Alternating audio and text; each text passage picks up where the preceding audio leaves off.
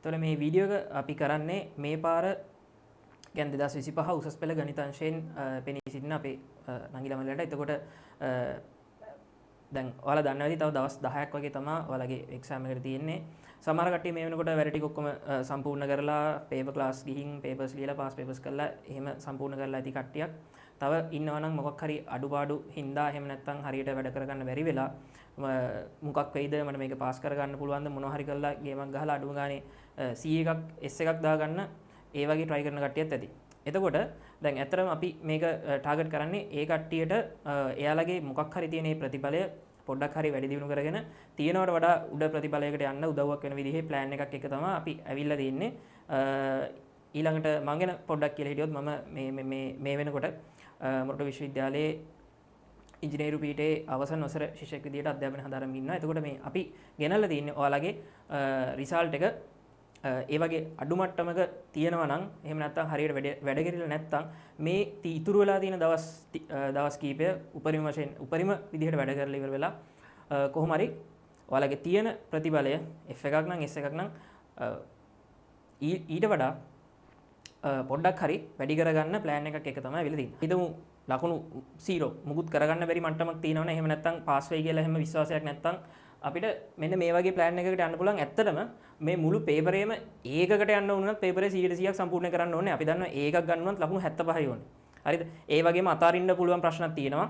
ඒක නිසා අපිට මේක හරියට හිතලා ඉවරලා මේකේ තියෙන ලේසි ප්‍රශ්න සාමාන්‍යයෙන් ඇවිල්ලා තියෙන එක දිගට අපි පාස් පේපර්ස් අරන් බැලුවොත් එහෙම එක දිගටම ඇවිල්ලා තියෙන ප්‍රශ්න රටා පොඩ්ඩක් ඇනලයිස් කරලා ඉවරලා බලලා ඉවරලා කරගත්තොත් එහෙම ඔයාලට සාමාන්‍යයෙන් හොඳ ඔයාලා මොන මට්ටමේ හිටියත් හොඳ ප්‍රතිඵලයකට ය아가න්න පුළුවන්. එතකොට මම පැහැදිලි කරොත් එහෙම මුලින්ම අපිට පුළුවන් මේකේ සාමාන්‍යයෙන් ඕන කෙනෙක්ට කියන්නේ මුල්ම කාලේ ඉඳන් සාමාන්‍ය පන්ති ගිහිල්ලා නිකන් අහගෙන හිටිය හරි වුණත් සාමාන්‍ය ප්‍රශ්න ටිකක් තියෙනන්න පුළුවන් වෙන.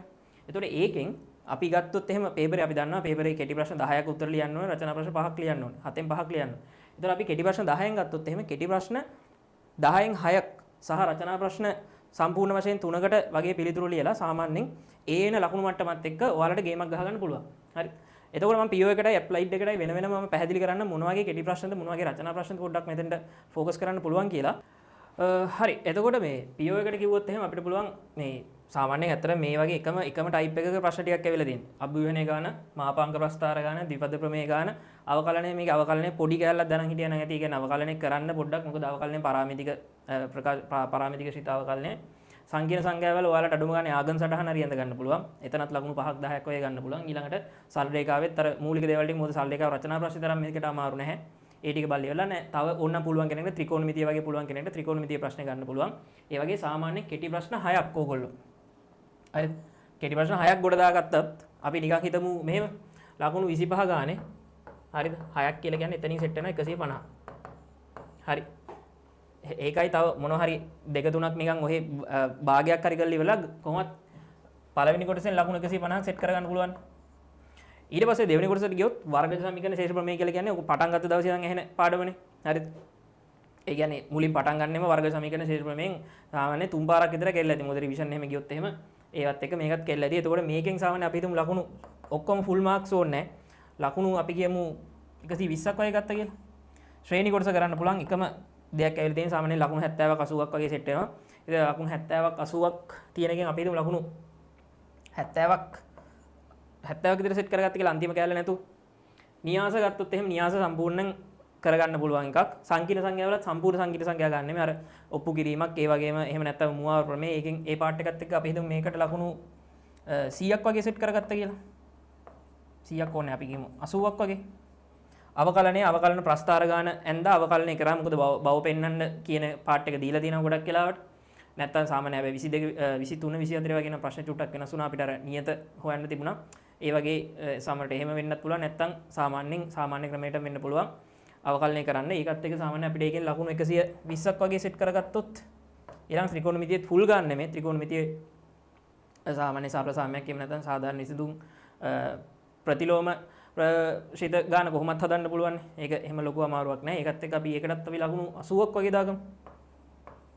එතකොට මෙතන සෙට් වෙනවා 120යි ලකුණු 70යි 80යි 120යි 80යි. හරි. 120යි 120යි 80යි 70. එතකොට අපිට මෙතන 120 80 කියලා කියන්නේ 200යි. මෙතන 200යි 400යි 470ක් වගේ. හරි මේක දාගමු 470. හරි 620. හරි 620 කියන්නේ 62යි. හරි ඒ කියන්නේ සාමාන්‍යයෙන් 100 එකක් 100 තව චුට්ටක් එකට පන්න ගත්තොත් එහෙම මේක B එකක් කරගන්න පුළුවන්. හරිද? මේ ප්‍රශ්න ටික එහෙම අමාරු ප්‍රශ්න ටිකක් නෙමෙයි මේ තෝරලා අරන් තින්නේ. එතකොට ඇප්ලයිඩ් එකෙත් ඒ විදිහටම ඒ වගේ කෙටි ප්‍රශ්න ගත්තොත් එහෙම ගැටුම් ගාන, ප්‍රක්ෂිප්ත, දෛශික, කාර්ය ශක්තිය ක්ෂමතාව, සමතුලිතතාව, ඝර්ෂණය, රචනා ප්‍රශ්න පැත්තට ගියොත් එහෙම සම්පූර්ණ ගාන ඕනේ. ප්‍රවේග කාල ප්‍රස්ථාර, සාපේක්ෂ ප්‍රවේගෙත් අඩු ගාන සාපේක්ෂ ප්‍රවේග ත්‍රිකෝණය දාලා ඒ ටික ඇඳලා ඉවරලා තියන්න පුළුවන්. මූල ධර්මය දාලා නිව්ටන් නියම ගාන ගත්තොත් එහෙම ගොඩක් වෙලාවට සාමාන්‍යයෙන් සමීකරණ විතරයි අපිට ලියන්න කියන්නේ.